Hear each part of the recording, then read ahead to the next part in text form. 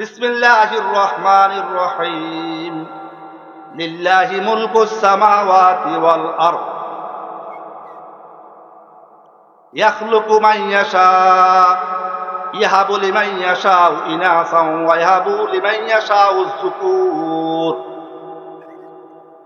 আও ইউযাওযিজুহুম যুকরানান ওয়া ইনাসা ওয়া ইয়াজআলু মান ইয়াশাউ আকিমা ইন্নাহু আলিমুন কাদির। আল্লাহ রাব্বুল আলামিন বলেন, আল্লাহ তাআলাই আসমান এবং জমিনের রাজত্বের মালিক হচ্ছেন আল্লাহ তাআলা। আল্লাহ তাআলা যা ইচ্ছা তা সৃষ্টি করেন। আল্লাহ তাআলা যাকে চান তাকে মেয়ে সন্তান দান করেন। আল্লাহ তাআলা যাকে চান তাকে ছেলে সন্তান দান করেন। আও ইউযাওযিজুহুম যুকরানান ওয়া ইনাসা, আল্লাহ তাআলা যাকে চান তাকে ছেলেও দান করেন, মেয়েও দান করেন। ওয়া ইয়াজআলু মান ইয়াশাউ আকিমা, এবং আল্লাহ তাআলা যাকে চান তাকে বন্দা রাখেন, তাকে ছেলেও দেন না, মেয়েও দেন না।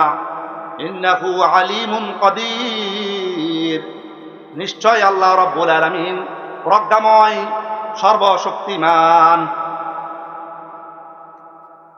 এই আয়াতের মধ্যে আল্লাহ তাআলা ছেলে সন্তান, ছেলে হোক মেয়ে হোক, এটি যে আল্লাহ তাআলা একটি নিয়ামত, আল্লাহ তাআলা বান্দার কাছে সেই নিয়ামতের কথা উঠিয়ে ধরছেন। এটা আল্লাহ তাআলা যাকে ইচ্ছা তাকে নিয়ামত দান করেন। আর নিয়ামত, যে কোনো নিয়ামত আল্লাহ তাআলা আমাকে আপনাকে দিবেন, সেই নিয়ামতের কি করতে হয়? কদর করতে হয়। তো এই সন্তান আল্লাহ পাকের নিয়ামত, এবং এই সন্তান আল্লাহ তাআলার পক্ষ থেকে আমার কাছে আমানত। যেমনি হবে নিয়ামত তেমনি হবে আমানত। আল্লাহ রাব্বুল আলামিন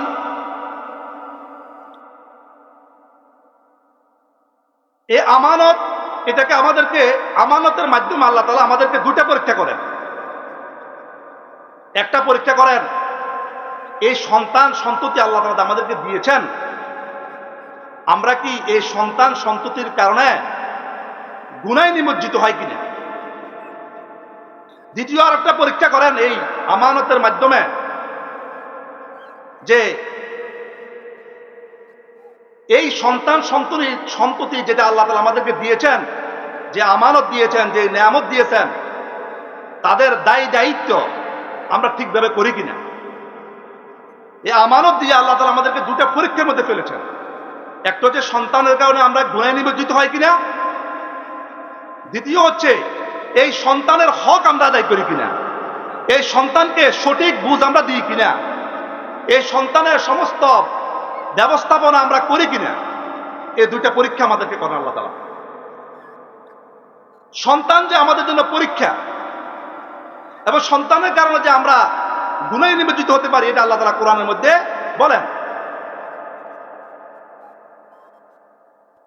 আল্লাহ রাব্বুল আলামিন সূরাতুত তাকাবুরের মধ্যে আল্লাহ তাআলা বলেন, ইয়া আইয়ুহাল্লাযীনা আমানু ইন্না মিন আজওয়াজিকুম ওয়া আওলাদিকুম আদুওয়াল লাকুম ফাহযারুহুম।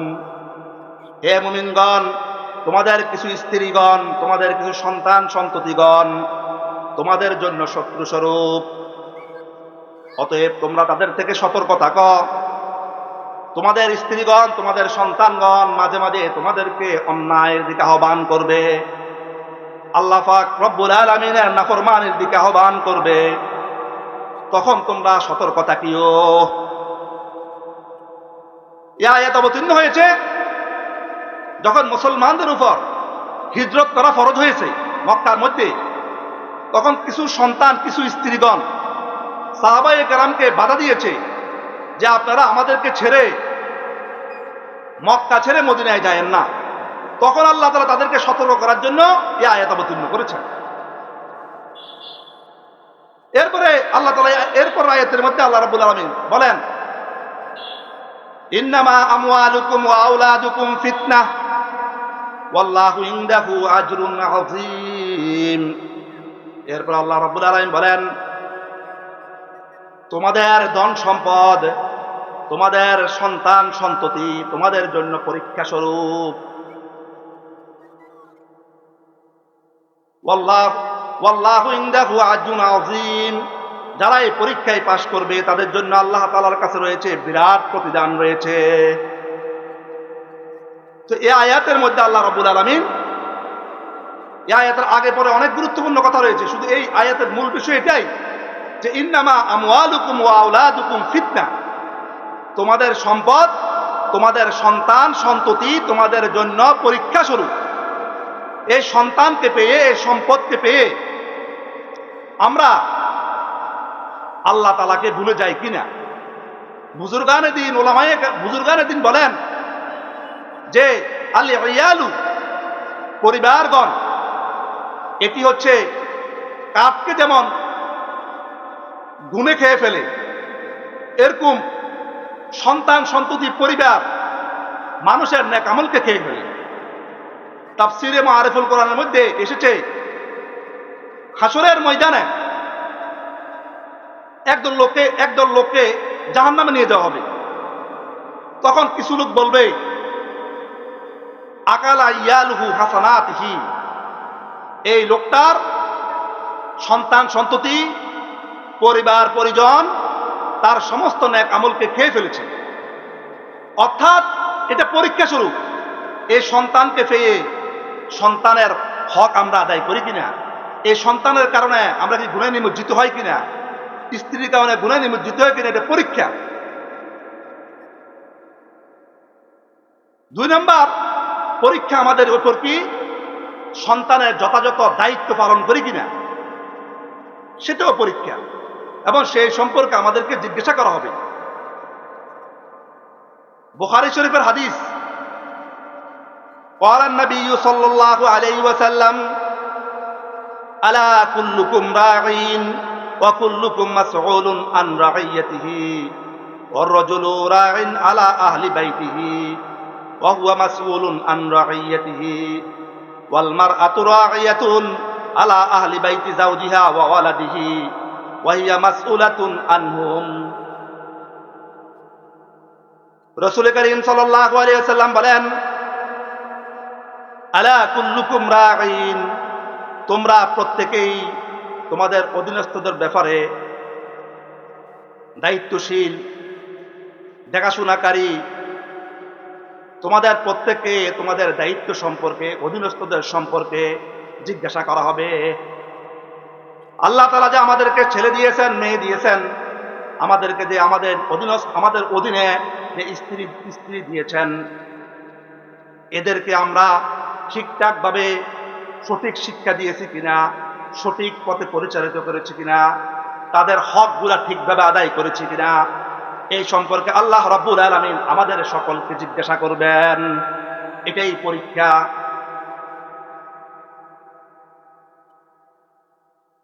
এরপরে হাদিসের মধ্যে রাসূল করিম সাল্লাল্লাহু আলাইহি ওয়াসাল্লাম আরো বলেন, একজন পুরুষ তার পরিবারের দায়িত্বশীল, ওই পুরুষকে তার পরিবারের দায়িত্ব সম্পর্কে জিজ্ঞাসা করা হবে। একজন মহিলা, একজন রমণী তার স্বামীর ঘরের দায়িত্বশীল, তার সন্তানের দায়িত্বশীল, ওই রমণীকে, ওই স্ত্রীকে তার পরিবার সম্পর্কে, তার সন্তান সম্পর্কে জিজ্ঞাসা করা হবে, তাদের হকগুলা ঠিকঠাকভাবে পালন করেছে কিনা, এটা পরীক্ষা।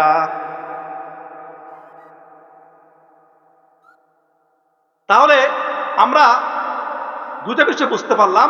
একটি হলো এই সন্তান, ছেলে সন্তান যে আমাদেরকে আল্লাহ তাআলা দিয়েছেন, এই সন্তানগুলো আল্লাহ পাকের নিয়ামত, এই সন্তানগুলো আমাদের জন্য আল্লাহর কাছে, আল্লাহর পক্ষ থেকে আমানত, এবং এই সন্তানগুলা আমাদের পরীক্ষার কারণ। আমরা যদি এই পরীক্ষায় উত্তীর্ণ হতে পারি তাহলে আমরা সফল কাম হব, নাজাত পাবো, মুক্তি পাবো। না হলে আমরা অপরাধের কাঠ দ্বারাই, বিচারের কাঠ দ্বারা আমাদের দাঁড়াতে হবে। 3 নম্বর বিষয় যেটি, যে দায়িত্বশীল হিসেবে, অভিভাবক হিসেবে ছেলে সন্তানদের জন্য, ছেলে সন্তানকে সুসন্তান করে তোলার জন্য, যোগ্য করে তোলার জন্য আমার আপনার করণীয়। এক্ষেত্রে আমার আপনার প্রথম করণীয় হচ্ছে তাদের জন্য দোয়া করা। আমার আপনার প্রথম করণীয় হচ্ছে তাদের জন্য কি করা? দোয়া করা। এটা 1 নাম্বার করণীয়। হাদিসের মধ্যে রয়েছে, তিরমিজি শরীফের হাদিস, 1905 নং হাদিস, ক্বালা রাসূলুল্লাহ সাল্লাল্লাহু আলাইহি ওয়াসাল্লাম সালাওয়াতু দাওয়াতিন মুস্তাজাবাতুন লা শাক্কা ফীহিন্না। 3 ব্যক্তির দোয়া আল্লাহ তাআলা কবুল করেন, তার মধ্যে কোনো সন্দেহ নেই। 1 নাম্বার হচ্ছে দাওয়াতুল ওয়ালিদি, পিতার দোয়া তার সন্তানের জন্য। 2 নাম্বার হচ্ছে ওয়া দাওয়াতুল মুসাফিরি, মুসাফির যদি দোয়া করে আল্লাহ রাব্বুল আলামিন তার দোয়া কবুল করেন। 3 নাম্বার হচ্ছে ওয়া দাওয়াতুল মাজলুমি, মজলুমের দোয়া আল্লাহ তাআলা কবুল করেন। তো প্রথম কি অংশ? যে পিতার দোয়া আল্লাহ তাআলা কবুল করেন, এর মধ্যে কোনো সন্দেহ নেই, তিরমিজি শরীফের হাদিস। তাই আমার সন্তানকে যদি সুসন্তান হিসেবে গড়ে তুলতে হয়, প্রথমত আমার কাজ হচ্ছে, একবারে প্রথম কাজ হচ্ছে ছেলে সন্তানকে সুসন্তান করার জন্য আমাকে একজন দিনদার, ভদ্র, আল্লাহ প্রেমিক, দিন প্রেমিক, ইসলাম প্রেমিক একজন নারী বিবাহ করা। একজন দিনদার মেয়ে যদি বিবাহ করি, তাহলে দিনদার মেয়ে থেকে দিনদার সন্তান কিভাবে জন্মগ্রহণ করবে। পৃথিবীতে যত বড় বড় উলিয়া অতিবাহিত হয়েছে, তাদের মাতা পিতার ইতিহাস যদি আমরা দেখি, প্রত্যেকের মাতা পিতা বড় আউলিয়া বুজুর্গ ছিলেন। তো আমাদের সুসন্তান করার প্রথম কাজ শুরু হবে বিবাহের আগ থেকেই। বিবাহ করার আগ থেকেই একজন সুপাত্রী, দিনদার, আল্লাহওয়ালা, নামাজি, কোরআন তেলাওয়াতকারী, ভালো মেয়ে, সত্য, শান্ত, গুণামুক্ত জীবনযাপনকারী একজন মেয়ে খুঁজে একজন বিবাহ করব। সেই ঘর থেকে একজন যোগ্য সুসন্তান গড়ে উঠবে। যে সন্তান যেই সেক্টরে সে কাজ করবে, সেই সেক্টরকে সে উজ্জ্বল করে দিবে। সে যদি রাজনীতিবিদ হয়, তো রাজনীতির ময়দানকে সে উজ্জ্বল করে দিবে। সে যদি ব্যবসায়িক হয়, তো ব্যবসায়ীর মধ্যে সব ব্যবসা চালু করে দিবে। একজনেই পুরো দেশকে পরিবর্তন করতে পারে। সৎ সাহস নিয়ে যদি একজন লোক যদি রাস্তায় নেমে যায় এবং তার পক্ষে, সত্যের পক্ষে যদি নেমে যায়, কথা বলে, এটার একটা পরিবর্তন কিন্তু হবেই।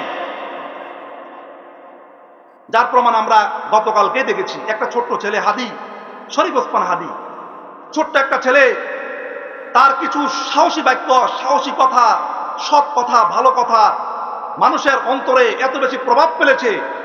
একটা সাধারণ ছেলে, 30 বছরের একটি যুবক, তার পুরো বাংলাদেশের মানুষের মনের মধ্যে তার কথাগুলো হিট করেছে, আঘাত করেছে, একটা পরিবর্তনের দেশ আওয়াজ তুলেছে।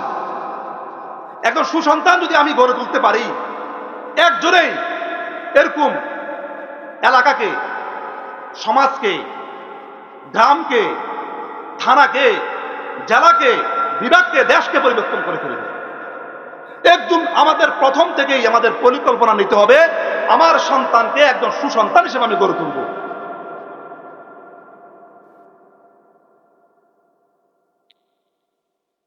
তো বলতে চাচ্ছিলাম যে বিষয়টা,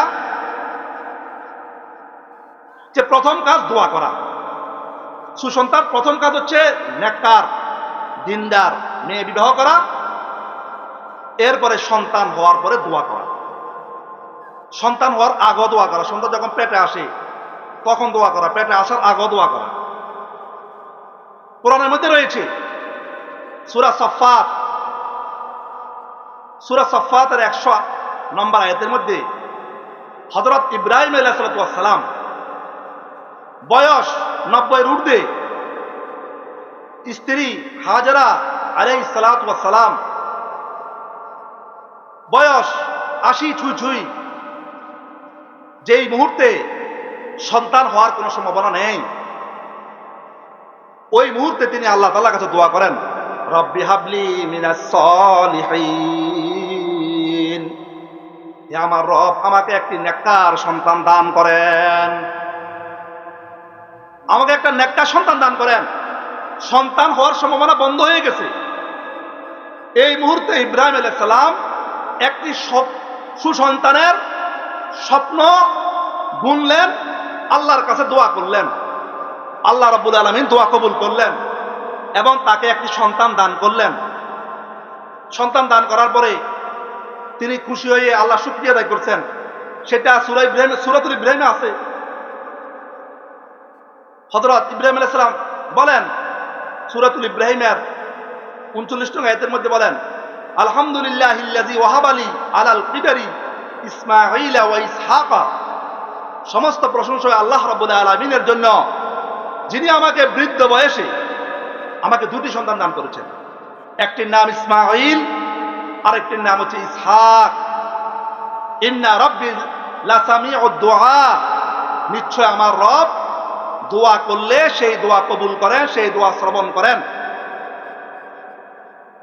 তো ইব্রাহিম আলাইহিস সালাম যেই মুহূর্তে সন্তান হওয়ার সম্ভাবনা বন্ধ হয়ে গেছে, সেই মুহূর্তে আল্লাহ তাআলার কাছে দোয়া করছেন একটি নেককার সন্তানের। তো আল্লাহ রাব্বুল আলামিন তার দোয়া কবুল করেছেন এবং একটি নেককার সন্তান দান করেছেন। সন্তান যে নেককার, আমরা সব সময় কোরবানির মৌসুমে প্রতিটি জুমার মিম্বর থেকে আমরা ওই ইসমাঈল আলাইহিস সালামের সেই তার কারগুজারি, তার সেই আল্লাহর সামনে মাথা নত হওয়ার ঘটনা। ছোট্ট বালক, 13 বছরের একটি বালক আল্লাহর সামনে কোরবানি হওয়ার জন্য মানসিকতা, প্রস্তুতি, সেই ঘটনা আমরা সকলেই জানি। কেমন সন্তান, যেমন দোয়া করেছেন তেমন সুসন্তান আল্লাহ দান করেছেন। ইব্রাহিম আলাইহিস সালাম তার সন্তানের জন্য আরো অনেক দোয়া করছেন। আমি ওই আর দোয়াগুলো দিয়ে যাচ্ছি না, অন্য নবীরও দোয়া করছেন। আরেকজন হলেন হযরত জাকারিয়া আলাইহিস সালাম। জাকারিয়া আলাইহিস সালাম তিনিও তার সন্তানের জন্য দোয়া করছেন। কোরআনের মধ্যে রয়েছে, সূরাতুল আনআমের মধ্যে রয়েছে। হযরত জাকারিয়া আলাইহিস সালাম আল্লাহ তাআলার কাছে দোয়া করলেন। কি দোয়া করছেন? হুনালিকা দা জাকারিয়া রাব্বাহু রাব্বি হাবলি মিন লাদুনকা যুররিয়াতান তাইয়্যিবাতান ইন্নাকা সামিউদ দুআ। সেখানে জাকারিয়া আলাইহিস সালাম দোয়া করলেন, হে আমার রব, আমাকে একটা যুররিয়াতান তাইয়্যিবাতান, আমাকে একটি নেক সন্তান দান করেন। ইন্নাকা সামিউদ দুআ, নিশ্চয় আপনি দোয়া শ্রবণকারী, দোয়া কবুলকারী। হযরত জাকারিয়া আলাইহিস সালাম তার সন্তানের জন্য দোয়া কখন করেছেন সেটা একটি ঘটনা রয়েছে, সংক্ষিপ্তভাবে বলি। সেটা হচ্ছে মারিয়াম আলাইহিস সালাম যখন তার কামরায় জাকারিয়া আলাইহিস সালাম গেলেন, সেখানে বেমৌসুমি ফল দেখলেন। বেমৌসুমি ফল দেখে হযরত জাকারিয়া আলাইহিস সালামের মনের ভিতরে আসলো, আল্লাহ তাআলা যখন বেমৌসুমি ফল দিতে পারেন, জাকারিয়া আলাইহিস সালামের বয়স তখন সন্তান সন্ততি হওয়ার, তার স্ত্রী সন্তান সন্ততি হওয়ার বয়স পার হয়ে গেছে। তো ওনার মনের ভিতরে আসলো, আল্লাহ তাআলা যখন বেমৌসুমি ফল দিতে পারেন, আল্লাহ তাআলা বেমৌসুমি সন্তানও দিতে পারেন। তো হুনালিকা দা জাকারিয়া, ওই স্থানে সঙ্গে সঙ্গে তিনি আল্লাহর কাছে দোয়া করেছেন, রব্বি হাবলি মিন লাদুনকা যুররিয়াতান তাইয়্যিবাতান। হে আল্লাহ, আপনি আমাকে একটি নেক সন্তান দান করেন। তো আল্লাহ রাব্বুল আলামিন তার দোয়া কবুল করছেন। আয়াত বড়। ওই সন্তানের নাম কি? ইয়াহইয়া। সেই সন্তান কেমন নেক ছিল সেটা কোরআনে বলে, মুসাদ্দিকাম বিকালিমাতিন মিনাল্লাহ ওয়া সাইয়্যিদান ওয়া হুসুরান ওয়া নাবিয়্যান মিনাস সালিহিন। হযরত জাকারিয়া আলাইহিস সালাম আল্লাহ তাআলার কাছে যে দোয়া করছেন সুসন্তান হওয়ার জন্য, তো আল্লাহ তাআলা দোয়ার বদলে ইয়া আলাইহিস সালামকে দান করেছেন। ইয়া আলাইহিস সালাম কেমন ছিল? তিনি তার পরবর্তী নবী ঈসা আলাইহিস সালামের সুসংবাদদাতা ছিল। তিনি তার জমানার লোকদের ইমাম ছিল, নেতা ছিল। এবং হুসুরন, তিনি বড় আল্লাহওয়ালা লোক ছিল, এত বেশি আল্লাহওয়ালা লোক ছিল, হালাল খানা, মজাদার মজাদার হালাল খানা থেকে তিনি দূরে থাকতেন, মজাদার মজাদার সুন্দর সুন্দর পোশাক পরা থেকে তিনি দূরে থাকতেন। তারপরে তিনি নবী ছিলেন এবং তিনি সৎ ছিলেন। আল্লাহর কাছে দোয়া করেছেন, এরকম 5 গুণ বিশিষ্ট একটি সন্তান আল্লাহ তাকে দান করলেন। এরকম কোরআন আরো আয়াত আছে, যে আয়াতগুলোর মাধ্যমে আমাদেরকে আল্লাহ তাআলা, কোরআন কোনো ইতিহাসের কিতাব নয়, কোরআন কোনো গল্পের কিতাব নয়, কোরআনের প্রতিটি পরতে পরতে আমার আপনার জন্য শিক্ষা। হযরত ইব্রাহিম আলাইহিস সালামের দোয়া, হযরত জাকারিয়া আলাইহিস সালামের দোয়া, হযরত মরিয়ম আলাইহিস সালামের আম্মার দোয়া, এই দোয়াগুলোর মাধ্যমে আমাদেরকে আপনাদেরকে চোখে আঙ্গুল দিয়ে আল্লাহ তাআলা শিক্ষা দিচ্ছেন, তোমরাও তোমাদের সন্তানদের জন্য সুসন্তান হওয়ার দোয়া করো। তাই আমাদের প্রথম করণীয়, আমাদের সন্তানকে সুসন্তান করার জন্য আমরা মুরব্বী হিসেবে, দায়িত্বশীল হিসেবে, বাবা হিসেবে সন্তানের জন্য দোয়া করা। 2 নম্বর কাজ যেটি আমরা করব, আমি আলোচনাকে সংক্ষিপ্ত করছি, সময় শেষ। 2 নম্বর কাজ হচ্ছে সুসন্তান হিসেবে গড়ে তোলার জন্য তাদেরকে দ্বীনি শিক্ষা দেওয়া, তাদেরকে পূর্ণ শিক্ষিত করা, অর্ধ শিক্ষিত না করা। এখন আপনারা বলবেন পূর্ণ শিক্ষিত কোনটা, অর্ধ শিক্ষিত কোনটা? আমাদের দেশে 2টা শিক্ষা ব্যবস্থা চালু আছে, সংক্ষিপ্ত কথা।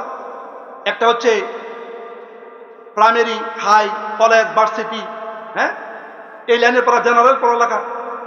আরটা হচ্ছে মাদ্রাসা ভিত্তিক পড়ালেখা, মসজিদ, মক্তব, নুরানি, কিতাবখানা, মুফতি হওয়া, মুহাদ্দিস হওয়া। তো একটা হচ্ছে জেনারেল শিক্ষা। জেনারেল শিক্ষা হচ্ছে অর্ধ শিক্ষা। কেন?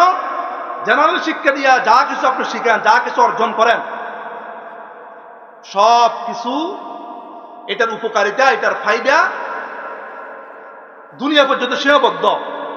যতদিন আপনার চোখ সচল, এই শিক্ষার কার্যক্রম সচল। যখন আপনার চোখ বন্ধ, এই শিক্ষার কার্যক্রম বন্ধ। আরেকটি হচ্ছে দ্বীনি শিক্ষা, ইসলামী শিক্ষা, কোরআনী শিক্ষা। এই শিক্ষার ফায়দা ও এই শিক্ষার উপকারিতা যেমন দুনিয়াতে রয়েছে, চোখ বন্ধ হওয়ার পরও এই শিক্ষার পাওয়ার চলবে। এজন্য বলা হয় একজন হাফেজে কোরআন 10 জন জাহান্নামী আত্মীয় স্বজনকে যে কোথায় নিয়ে যাবে? জান্নাতে নিয়ে যাবে। তার আলো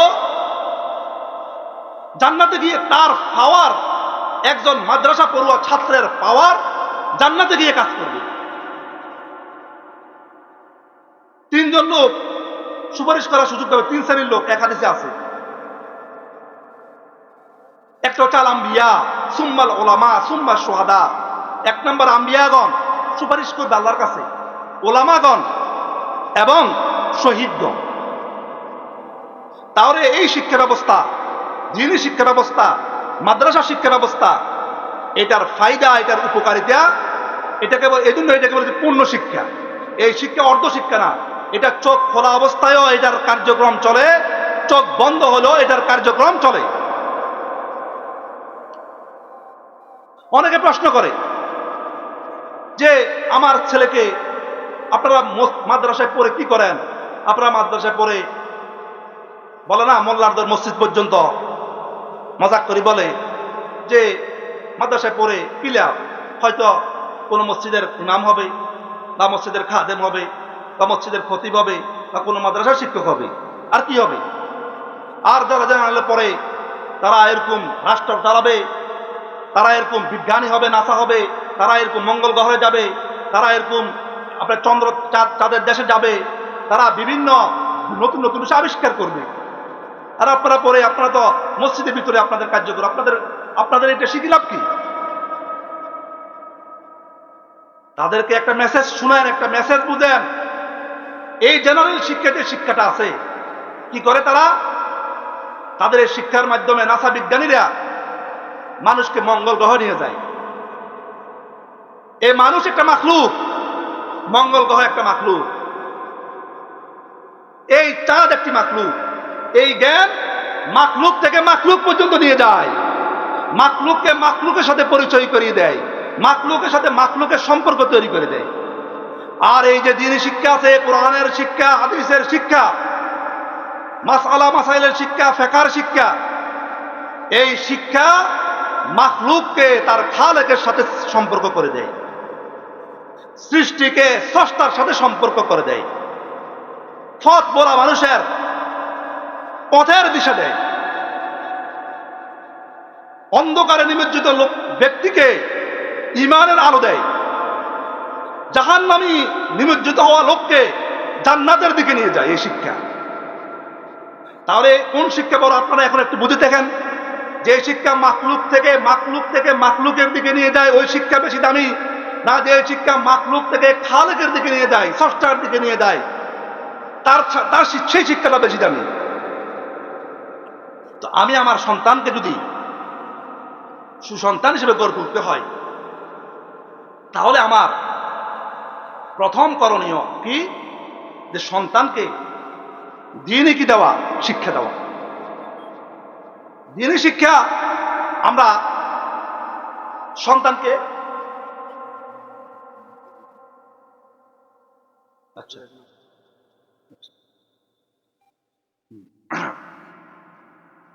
সন্তানকে আমরা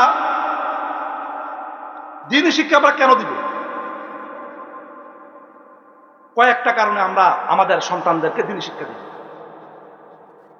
একটা হচ্ছে যে মাখলুককে খালেকের সাথে পরিচয় করার জন্য। 2 নম্বর হচ্ছে যে অজ্ঞতাকে দূর করার জন্য। 3 নম্বর হচ্ছে যে এই পৃথিবীর কার্যক্রম ঠিক থাকার জন্য। খুব খেয়াল করেন, আমি আমার সন্তানকে যে কোরআনের শিক্ষা দিব, হাদিসের শিক্ষা দিব, কেন দিব, কি কারণ? 3টা লাভ হবে আমার। লাভ বুঝলে তো আমরা যখন দেখবো এই ডাক্তারের কাছে চিকিৎসা করলে ভালো ফলাফল আসে, তখনও তো সকলে ওই ডাক্তারের দিকে দৌড়ায়। এই মাদ্রাসায় পড়লে ছাত্র ভালো আলেম হবে, এই হাফজখানা পড়লে ছাত্র ভালো হাফেজ হবে, এই প্রতিষ্ঠানে পড়লে পরীক্ষায় A+ হবে। তখন আমরা আমাদের সন্তানদেরকে সেখানে নিয়ে যাই। যে আমি আমার সন্তানকে যদি দ্বীনি শিক্ষা দিই, তাহলে আমার লাভ কি? তাহলে আমার লাভ কি? তাহলে আমার প্রথম লাভ হচ্ছে এটা, যে আমরা যে দেখি আসমান চলছে, আসমান আপন অবস্থায় রয়েছে, জমিন আপন অবস্থায় রয়েছে, প্রতিদিন সূর্য উঠে সূর্য ডুবে, নদীর জোয়ার ভাটা হয়, পাহাড় পর্বতগুলো রয়েছে, সবগুলো ঠিকঠাক ভাবে চলছে। এগুলা কেন হয়? মাদ্রাসা শিক্ষার কারণে। কেমনে হয়? وقال النبي صلى الله عليه وسلم لا تقوم الساعة حتى يقال الله الله أو كما قال عليه الصلاة والسلام। রাসূল করিম সাল্লাল্লাহু আলাইহি ওয়াসাল্লাম বলেছেন, পৃথিবীতে ততদিন পর্যন্ত কিয়ামত সংঘটিত হবে না যতদিন পর্যন্ত পৃথিবীতে একজন আল্লাহ আল্লাহ বলনেওয়ালা লোক থাকবে।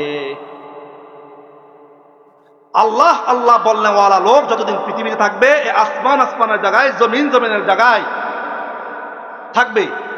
আমি যে ব্যবসা করি, ব্যবসা পরিচালনা হবে। আমার যে ক্ষেত খামার করি, সেটা থাকবে। আমি যে বাড়ি করি, সে বাড়ি থাকবে। আমি যে গাড়ি কিনেছি, সে গাড়ি থাকবে। অর্থাৎ পুরো পৃথিবীর কার্যক্রম আপন গতিতে চলবে যতদিন পৃথিবীতে আল্লাহ আল্লাহ বলনেওয়ালা থাকবে। আল্লাহ আল্লাহ বলনেওয়ালা থাকবে কিসের বদৌলতে? এই মাদ্রাসার বদৌলতে। এই মাদ্রাসায় পড়ে মসজিদের খতিব হবে, খতিব হয়ে সেখানে মানুষের দিকে, মানুষকে ইসলামের প্রতি, আল্লাহর দিকে আহ্বান করবে, মানুষ আল্লাহকে ডাকবে। এই মাদ্রাসায় পড়ে মানুষ দাওয়াত তাবলীগের মেহনত করবে। তো দাওয়াত তাবলীগের মেহনতের মাধ্যমে মানুষ আল্লাহর দ্বীনের দিকে ছুটে আসবে, আল্লাহ আল্লাহ ডাকবে। এই মাদ্রাসায় পড়ে মানুষ ইসলাহি, খানকাহি, ইসলাহি মেহনত করবে। ইসলাহি মেহনতের মাধ্যমে, খানকাহি মেহনতের মাধ্যমে মানুষ আল্লাহর দিকে আসবে, মানুষ আল্লাহ আল্লাহ ডাকবে। তাহলে এই মাদ্রাসা পৃথিবীতে এখনো পর্যন্ত যে আমি আপনি সেই 1400 বছর আগের কোরআন, সেই 1400 বছরের হাদিস এখনো যে আমরা ঠিকঠাক ভাবে পাচ্ছি, পড়ছি, শুনছি, মাদ্রাসার বদৌলতে। এই মাদ্রাসাগুলো যদি বন্ধ হয়ে যায়, কে এই দিন ইসলামকে জিন্দা রাখবে? এই দিন ইসলামের কথা কে চালু রাখবে? বলা হয়ে থাকে যে ব্রিটিশেরা একসাথে অস্ট্রেলিয়া এবং এই ভারত উপমহাদেশকে দখল করে। অস্ট্রেলিয়ার জনগণ খ্রিস্টান ছিল না, আবার সেখানে মাদ্রাসাও ছিল না। এই দেশের জনগণ মুসলমান ছিল, আবার হিন্দুও ছিল, আবার এই দেশে মাদ্রাসাও ছিল। এই কারণে এই দেশে, এই ভারত উপমহাদেশে, বাংলাদেশ, ভারত, পাকিস্তানে এখনো ইসলাম জিন্দা আছে। মানুষ খ্রিস্টান হয় নাই মাদ্রাসার বদৌলতে। এমনি হোক সামনে হোক, মাদ্রাসার সাথে আপনার আমার সম্পর্ক আছে। মাদ্রাসার দিকে আসতে হয়, মাদ্রাসা কোরআনের দিকে ডাকে, আল্লাহর দিকে ডাকে। কিন্তু অস্ট্রেলিয়াতে মাদ্রাসা না থাকার কারণে সেখানে কি হলো, মানুষ সব খ্রিস্টান হয়ে গেল। তো বলতে চাচ্ছিলাম, আমি আপনি বুঝি না, আমাদের রাজনীতিবিদেরা বুঝে না, আমাদের ডাক্তাররা বুঝে না, আমাদের ইঞ্জিনিয়ার ভাইরা বুঝে না, আমাদের ব্যবসায়ীরা ভাইরা বুঝে না যে এই পৃথিবীতে এই মাদ্রাসার কারণে যে এখনো টিকে আছে। এই পৃথিবীটা আল্লাহ আল্লাহ বললে ওয়ালার কারণে টিকে আছে। কিন্তু ঠিকই সমুদ্রের মাছ বুঝে, ঠিকই পৃথিবীর যত পিঁপড়া আছে পিঁপড়ার জাতি বুঝে। এটা যে বুঝে, এটি তিরমিজি শরীফের হাদিস। তিরমিজি শরীফের 2899 নং হাদিস, ওই হাদিসের মধ্যে আছে এই পৃথিবী আল্লাহ আল্লাহ বললে ওয়ালাদের কারণে এখনো টিকে আছে। ওরা বুঝে, আমি আপনি বুঝি না। হাদিসটা কি? আন আবি দারদা রাদিয়াল্লাহু তাআলা আনহু قال سمعت رسول الله صلى الله عليه وسلم يقول, হযরত আবু দারদা রাদিয়াল্লাহু তাআলা আনহু বলেন, আমি আল্লাহর রাসূল সাল্লাল্লাহু আলাইহি ওয়াসাল্লামকে বলতে শুনেছি। কি বলতে শুনেছি? মান সালাকা তরিকান ইয়াবতাগি বিহি ওয়াল ইলমান সালাকাল্লাহু বিহি তরিকান ইলাল জান্নাহ। আরেক রাওয়ায়াতে আছে সাহালাল্লাহু তরিকান ইলাল জান্নাহ। হযরত রাসূল করিম সাল্লাল্লাহু আলাইহি ওয়াসাল্লাম বলেন, যে ব্যক্তি এমন একটা তরিকা গ্রহণ করলো, এমন একটা রাস্তা গ্রহণ করলো, উদ্দেশ্য হইল কোরআনের জ্ঞান শিখা, হাদিসের জ্ঞান শিখা, ইসলামের জ্ঞান শিখা, এই রাস্তা গ্রহণ করলো, আল্লাহ তাআলা তার জন্য জান্নাতের রাস্তা সহজ করে দেন। এরপরে এই লোকগুলা যারা কোরআন শিখার জন্য, হাদিস শিখার জন্য আল্লাহর রাস্তায় বের হয়ে গেছে, তাদের কি সম্মান! ওয়া আন্নাল মালাইকাতা লাতাদনাহু আজনিহাতাহা রাদান লিতালিবিল ইলমি।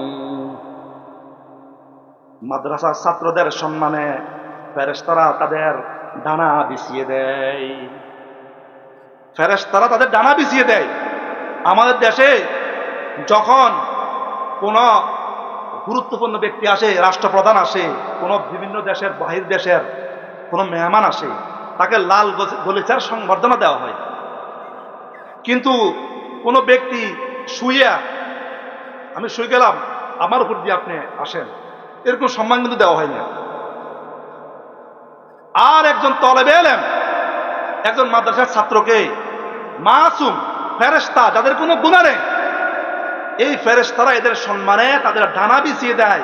আর ওই ডানার উপর দিয়ে এই তলেবে এলেম ছাত্ররা, আমাদের ছাত্র ভাইয়েরা, তলেবে এলেম ছাত্ররা সেই ডানার উপর দিয়ে চলে। এরকম সম্মানী লোকেরা। এরপরে শুনেন, ওয়া আন্নাল আলিমা ইয়াস্তাগফিরু লাহু মান ফিস সামাওয়াতি ওয়া মান ফিল আরদি হাত্তাল হিতানু ফিল মা। রাসূল করিম সাল্লাল্লাহু আলাইহি ওয়াসাল্লাম বলেন, একজন আলেমের জন্য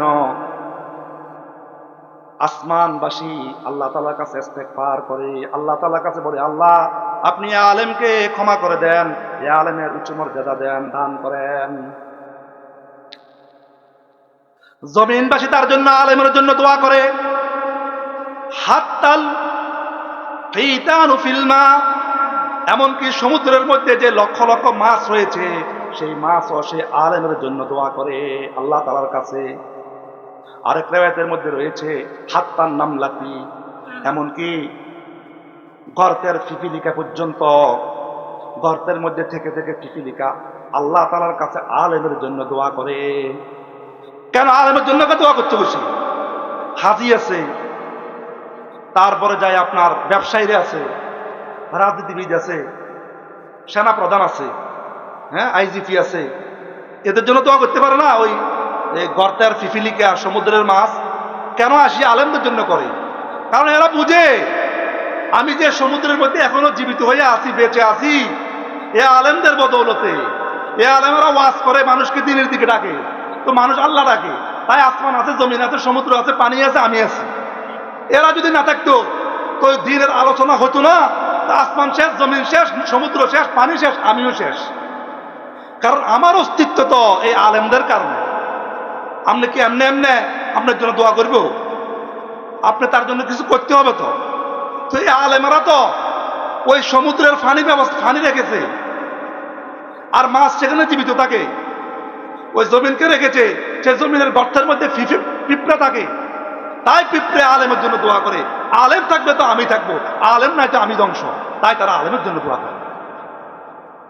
কথাটা বুঝে আসছে? এক নম্বর, আমি আমার সন্তানকে কেন আমি দ্বীনি শিক্ষা দিব, কোরআনের শিক্ষা দিব, হাদিসের শিক্ষা দিব? এক নম্বর কারণ এটাই, এই পৃথিবী আপন অবস্থায় টিকে থাকার জন্য। আমি আপনি না বুঝলো গর্তের পিপিলিকা, সমুদ্রের মাছ বুঝে যে এই আলেমদের কারণে, এই আলেম ওলামার কারণে এই আসমান, জমিন, পাহাড়, পর্বত, নদী, নালা, খাল, বিল, গাছ পাতা, তরু লতা সবগুলো টিকে আছে। তাছাড়া তাদের জন্য দোয়া করে। আমি আপনি হয়তো আলেমদেরকে মর্যাদা দিতে পারি না, সম্মান দিতে পারি না, কিন্তু তারা ঠিকই সম্মান দেয়, তারা ঠিকই মর্যাদা দেয়, তারা ঠিকই তাদের জন্য দোয়া করে। দুই নম্বর, আমি আমার সন্তানকে কেন দ্বীনি শিক্ষা দিব? জাহালতকে দূর করার জন্য। খেয়াল করেন, কোরআনের প্রথম সূরা, কোরআনের প্রথম সূরা আমরা সকলে জানি, ইকরা বিসমি রাব্বিকাল্লাযী খালাক, খালাকাল ইনসানা মিন আলাক। কোরআনের প্রথম সূরা কি? প্রথম সূরার প্রথম আয়াত কি? যে ইকরা, তুমি পড়ো। কার নামে পড়ো? রবের নামে পড়ো। পড়তে কেন বলেছেন? পড়তে কেন বলেছেন? তখন কি ওই জামানায়, আইয়ামে জাহিলিয়াতে, আজ থেকে 1400 বছর আগে, সেই দেশে কি ডাক্তার ছিল না? সেই দেশে কি ব্যবসায়ী ছিল না? আর ওর মধ্যে ব্যবসায়ী ছিল। সূরা লিলাফি, সূরা কুরাইশের মধ্যে আছে, তারা ব্যবসা করত, শাম দেশে যাইতো, ব্যবসার মাল নিয়ে যেত, আবার মাল নিয়ে আসতো। তারা ব্যবসা বুঝতো না, ব্যবসা বোঝার জন্য শিক্ষা লাগে, তাদের শিক্ষিত ছিল না। সেই জামানায় বড় বড় পাওয়ারফুল দুটা দেশ ছিল, একটা রোম, একটা ফারস্য। তো শিক্ষা তো তখন ছিল, কিন্তু তারপরে আল্লাহ বলেন ইকরা। আল্লাহ তাআলা ওই যুগকে, কোরআন নাযিলের আগের যুগকে জাহেলি যুগ বলেছেন, অজ্ঞতার যুগ বলেছেন। আল্লাহ তাআলা কোরআনের এক আয়াতের মধ্যে বলেন, ওয়াকারনা ফি বুয়ুতিকুন্না ওয়ালা তাবাররাজনা তাবাররুজাল জাহিলিয়াতিল উলা। আল্লাহ তাআলা মহিলাদেরকে আদেশ দেন, মা বোনদেরকে আদেশ দেন, ও মহিলারা, তোমরা তোমাদের ঘরের মধ্যে অবস্থান করো। তোমরা জাহিলি যুগের মেয়েদের মতো রাস্তার মধ্যে বেপরদায় বের হয়ে যাও না। জাহিলি যুগ এখানে আয়াতে বলছেন এই কোরআন অবতীর্ণ হওয়ার আগের যুগটা জাহিলি যুগ।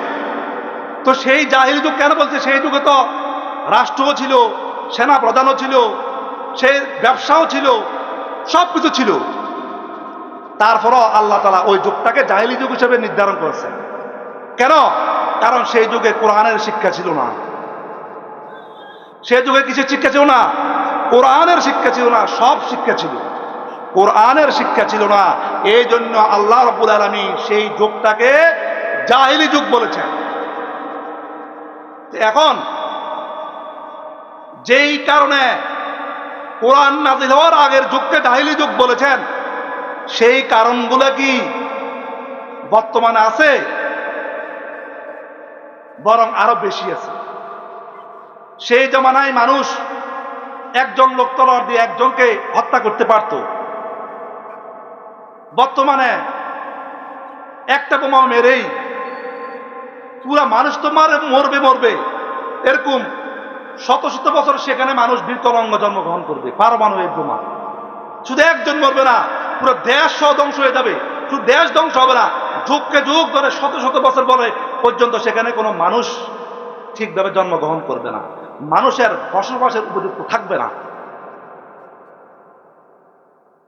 আগের জমানায় চুরি হতো, ডাকাতি হতো, এখন কি কমেছে? আরো বেড়েছে। এখন কলমের এক খোঁচায় কোটি কোটি টাকা আত্মসাৎ করে ফেলে। আগের জমানায় জেনারা বিচার ছিল, এখন কি তার থেকে কমছে না আরো বাড়ছে? বরং আরো বাড়ছে। বরং বিভিন্ন দেশে বিনোদনের নামে জেনা, ব্যভিচার, বেহায়াপনা এগুলাকে বৈধতা দেওয়ার চেষ্টা করছে আরো বেশি। তাহলে সেই যে ওই জমানার থেকে অজ্ঞতা এখন আরো বেড়ে গেছে, আরো বৃদ্ধি পেয়েছে। তাই আল্লাহ তাআলা ওই জমানার অজ্ঞতাকে দূর করার জন্য ইকরা বলেছেন, তুই পড়ো। আমি তোমার কাছে যে কোরআন অবতীর্ণ করেছি এই কোরআনকে পড়ো। এই কোরআন এরপরে এই সূরার মধ্যে আছে, কোরআনের কথা রয়েছে, কলমের কথা রয়েছে, শিক্ষকের কথা রয়েছে। শিক্ষার উপকরণ কি? একজন শিক্ষক লাগবে, কলম লাগবে, ছাত্র লাগবে। তো এই সূরার মধ্যে এগুলো আছে যে এই জাহিলি যুগ, এই বর্বরতার যুগ, এই অজ্ঞতার যুগকে একমাত্র দূর করতে পারে কোরআনী শিক্ষা।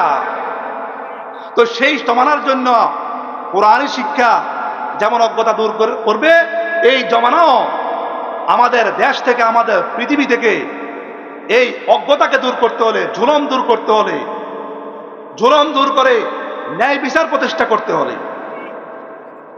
কোরআনের সংবিধান বাস্তবায়ন করতে হলে, ইসলামী হুকুমত বাস্তবায়ন করতে হলে, ইসলামের সৌন্দর্য মানুষের সামনে প্রকাশিত করতে হলে আমাদের কাছে সেই কোরআনের কাছেই ফিরে আসতে হবে।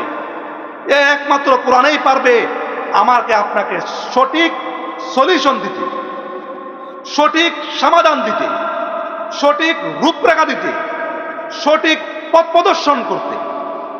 এছাড়া অন্য কোন তন্ত্র মন্ত্র পন্থা, এছাড়া অন্য কোন তন্ত্র মন্ত্র পন্থা তরিকা আপনাকে মুক্তি দিবে না, সফলতা দিবে না। আমাদের দেশের যেই আবহমান যে অবস্থা, এই তন্ত্র মন্ত্র দিবে না। আপনাকে যদি সেই খোলাফায়ে রাশেদার সেই সুখ শান্তি পেতে হয়, সেই খোলাফায়ে বনি উমাইয়া সেই সোনালী যুগ পেতে হয়, তাহলে আমাদেরকে কোরআনী শাসনেই ফিরে যেতে হবে। সেই কোরআনী শাসনের কারণেই উমর বিন আব্দুল আজিজ রহমতুল্লাহের জামানায় যাকাত খাওয়ার মতন কোন লোক ছিল না। বাঘে আর ছাগলে একসাথে থাকতো, কেউ কারোর উপর আক্রমণ করতো না। যখন মানুষের মধ্যে ইনসাফ কায়েম হয়ে গেছে, তখন পশু পাখির মধ্যে পর্যন্ত ইনসাফ কায়েম হয়ে গেছে। তো এটা আরেক পয়েন্টের কথা। যাও, তো আমরা কোরআন কেন শিখবো? আমার সন্তানকে কোরআন কেন শিখাবো? আমার নাতিকে কোরআন কেন শিখাবো? আমার ছেলের ঘরের নাতি, আমার মেয়ের ঘরের নাতি পুতিকে কেন কোরআন শিখাবো? ওই জাহিলি যুগের সেই জাহিলিয়তকে, সেই মূর্খতাকে দূর করার জন্য ইমানের আলো, কোরআনের আলো দেশে বিদেশে ঘরে বাইরে ছড়িয়ে দেওয়ার জন্য। আরেকটা বিষয় আমি বলেছি যে কোরআন কেন শিখবো, এই মাদ্রাসায় কেন পড়বো? ওই খালেককে মাখলুকের সাথে সম্পর্ক করে দেওয়ার জন্য। আপনার জেনারেল যে শিক্ষা আছে, এই শিক্ষা কি খালেককে মাখলুককে খালেকের সাথে সম্পর্ক করে দেয়? আল্লাহর সাথে পরিচয় করে দেয়? কোন তরিকায় চললে আল্লাহ রাজি হবেন, কোন তরিকায় চললে আল্লাহ নারাজ হবেন, কোন তরিকায় চললে জান্নাত, কোন তরিকায় গেলে জাহান্নাম, কোনটা হালাল কোনটা হারাম, এটা কি শিক্ষা দেয় ওখানে? ওটার কি শিক্ষা আছে? ওখানে আছে শুধু দুনিয়ার উন্নতি, দুনিয়ার অগ্রগতি, দুনিয়া দুনিয়া দুনিয়া দুনিয়া, চোখ বন্ধ হলে শেষ, শুধু এটাই। কিন্তু দু চোখ বন্ধ হওয়ার পরে যেই অনন্ত অসীম জীবন আছে, সেই জীবনের জন্য কোন শিক্ষা দীক্ষার ব্যবস্থা এখানে নেই। তাই আমি আমার সন্তানকে, আমি ওগুলা ওই শিক্ষাকে করবেন না ওইটা বলছি না, সেটাও দরকার আছে। আপনার দিলি আলেম শিক্ষা ফরজে আইন কি পরিমাণ? যে পরিমাণ আপনার নামাজ পড়ার জন্য মাসালা লাগবে, যে পরিমাণ আপনার রোজা রাখার জন্য লাগবে, অর্থাৎ আপনার দৈনন্দিন জীবনে, আপনার প্রত্যহ জীবনে, আপনার জীবনে চলতে ফিরতে যে আবাদতগুলো আপনার সামনে আসে, সেই আবাদতগুলো মাসাইল শিখা প্রত্যেক মুসলমানের জন্য ফরজে আইন। আর একজন বড় আলেম হয়ে যাওয়া, এটি ফরজে কিফায়া। ডাক্তার হওয়া, এরকম ইঞ্জিনিয়ার হওয়া, এটারও কি আছে? দরকার আছে। ডাক্তার না হলে, ইঞ্জিনিয়ার না হলে আমরা চিকিৎসা কোথায় করব? কিন্তু এই শিক্ষাকে বাদ দিয়ে নয়, দ্বিতীয় শিক্ষাকে বাদ দিয়ে নয়। এজন্য আমি আমার সন্তানদেরকে প্রথমে আমরা কি শিখাবো? নুরানি মাদ্রাসায় প্রাথমিক শিক্ষা দিব। আমি আমার ছেলেকে এরপরে কি বানাই? এরপর ডাক্তার বানাই, ইঞ্জিনিয়ার বানাই, হ্যাঁ, ব্যাংকার বানাই, বা অন্য সেক্টর আমি নিয়ে যাই, ব্যবসায়ী বানাই, বা বিদেশে পাঠাই পিএইচডি করার জন্য। আমরা প্রথমে এখান থেকে শুরু করব। এখানে এই বছর আপনারা জানেন, শুনেছেন, আলহামদুলিল্লাহ আমাদের 1 ডিসেম্বর হইতেই হেফজ বিভাগে ভর্তি শুরু হয়েছে। এই জানুয়ারি মাস থেকে আমাদের হেফজ বিভাগের কার্যক্রম শুরু হবে। আর প্লে এবং নার্সারিতে ভর্তি 1 ডিসেম্বর থেকে শুরু হয়েছে, এখনো চলছে। তারপরে প্রথম শ্রেণী, দ্বিতীয় শ্রেণী, তৃতীয় শ্রেণী ভর্তি চলছে, আগেরটাও আছে, আমরা ভর্তি করাবো। এবং কিতাবখানা এখানে রয়েছে, চতুর্থ শ্রেণী আছে,